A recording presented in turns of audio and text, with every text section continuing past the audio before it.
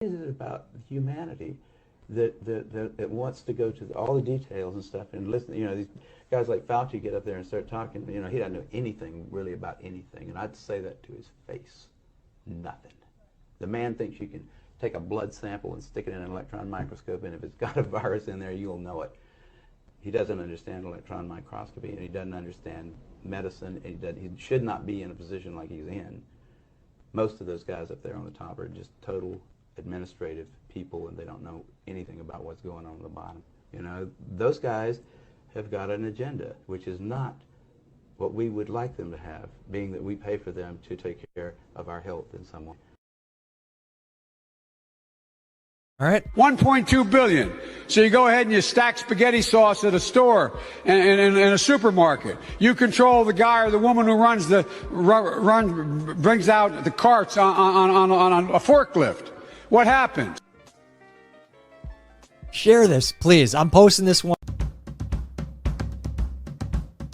What will we do with the drunken sailor? What will we do with the drunken sailor? What will we do with the drunken sailor early in the morning? Way hey and up she rises, way hey and up she rises, way hey and up she rises early in the morning. Shave his belly with a rusty razor, shave his belly with a rusty razor, shave his belly with a rusty razor early in the morning. Way hey and up she rises, way hey and up she rises, way hey and up she rises early in the morning. We'll put him in a longboat till he's sober, put him in a longboat till he's sober, put him in a longboat till he's sober early in the morning. Way hey and up she rises, way hey and up she rises, way hey and up she rises early in the morning.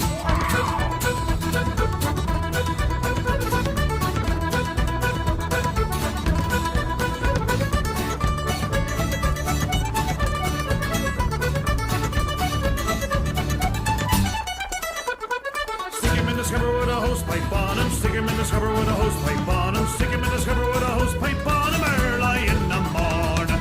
Way hey and up she rises, way hey and up she rises, way hey and up she rises early in the morning. Put him in the bed with the captain's daughter, put him in the bed with the captain's daughter, put him in the bed with the captain's daughter early in the morning. Way hey and up she rises, way hey and up she rises, way hey and up she rises early in the morning. That's what we do with the drunken sailor, that's what we do with the drunken sailor, that's what we do with the drunken sailor early in the morning. Way hey and up she rises, way hey and up she rises, way hey and up she rises early in the morning. Way hey and up she rises, way hey and up she rises, way hey and up she rises early in the morning. When people say, what can I do?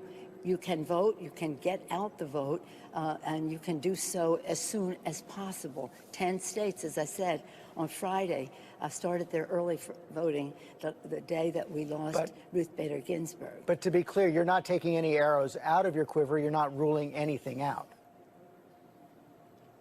Good morning. Sunday morning. We have a responsibility. We take an oath to protect and defend the Constitution of the United States. We have a responsibility to meet the needs of the American people. When we weigh the equities, protecting our democracy requires us to use every arrow in our quiver.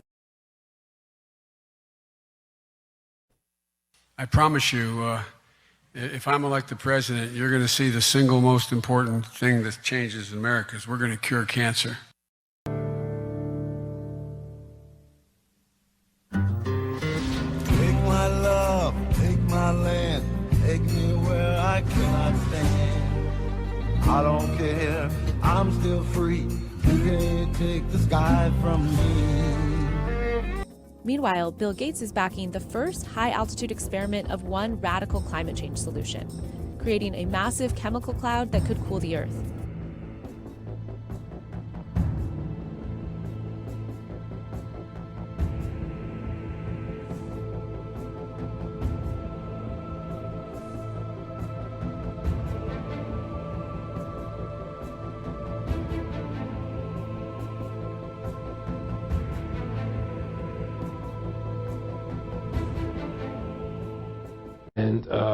the whole agenda is to create a one world government where everybody has an RFID chip implanted in them.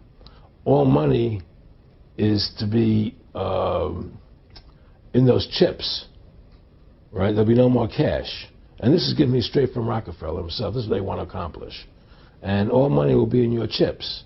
And so instead of having cash, anytime you have money in your chip, they can take out whatever they want to take out whenever they want to.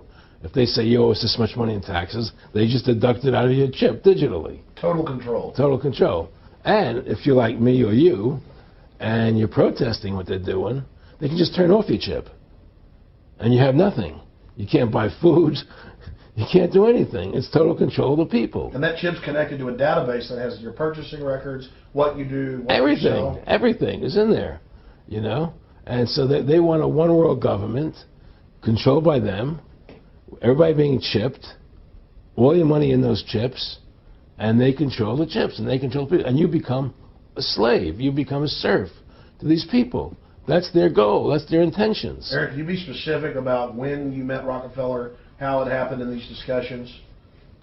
I met Rockefeller through a female attorney I knew who called me up one day and said, one of the Rockefellers would like to meet you. I had made a video called Mad as Hell, and he'd seen the video and wanted to meet me and knew I was running for governor of Nevada. So sure, I'd love to meet him. And I met him, and I liked him, and he was a very, very smart man. And we used to talk and share ideas and thoughts. And he's the one who told me 11 months before 9/11 ever happened that there was going to be an event. Never told him what the event was going to be. But there was going to be an event. And out of that event, we were going to invade Afghanistan to run pipelines from the Caspian Sea. We were going to invade Iraq, you know, to take over the oil fields, establish a base in the Middle East, and make it all part of the New World Order. And we'd go after Chavez in Venezuela. And sure enough, later, 9/11 happened. And I remember he was telling me how how you're going to see soldiers looking in caves for people in Afghanistan and Pakistan and all these places. And there's going to be this war on terror, which is no real enemy. And the whole thing is a giant hoax, you know, but it's a way for the government to take over the American people. He told you it was going to be a hoax. Oh, yeah. Oh, yeah. There's no question. He says, there's going to be war on terror. And he's just laughing. There's no... Who are we fighting? I mean, why do you think 9/11 happened and then nothing's happened since then? Do you think that our security is so great here that these people who pulled off 9/11, who were able to, can't knock down another plane? Come on, it's ridiculous. 9/11 was done by people in our own government and our own banking system to perpetuate the fear of the American people into subordinating themselves to anything the government wants them to do. That's what it's about, and to create this war, this endless war on terror. And that's why and that was the first lie. And the next lie was going into Iraq, you know, to get Saddam Hussein out with his weapons of mass destruction. That was the next lie. Now, specifically, this was a little over 6 years ago? This was 11 months before 9/11. Yeah. And Nick Rockefeller, who's a lawyer, he's become your friend over the previous years, and he's saying to you that there's going to be this big event, and then out of that we're going to have a war on terror, and it's just going to go on and on. Right. An endless war on terror without any real enemy. That you can never, so you can never define a winner. And did he say that it's going to be perfect because you can't define an enemy? It just goes on and on? Yeah, because you can't define a winner. There's no one to beat, so it goes on and on forever. And they can do whatever they want. They scare the hell out of the American public. Look, this whole war on terror is a fraud. It's a farce. It's very difficult to say it out loud because people are intimidated against saying it. Because if you say it, they want to make you into a nutcase. But the truth has to come out. That's why I'm doing this interview. The fact of the matter happens to be that the whole war on terror is a fraud. It's a farce. Yeah, there's a war going on in Iraq because we invaded Iraq. And people over there fighting, you know. But the war on terror, that's a joke, you know. And until we discover what really happened on 9/11 and who was responsible for 9/11, because that's where the war on terror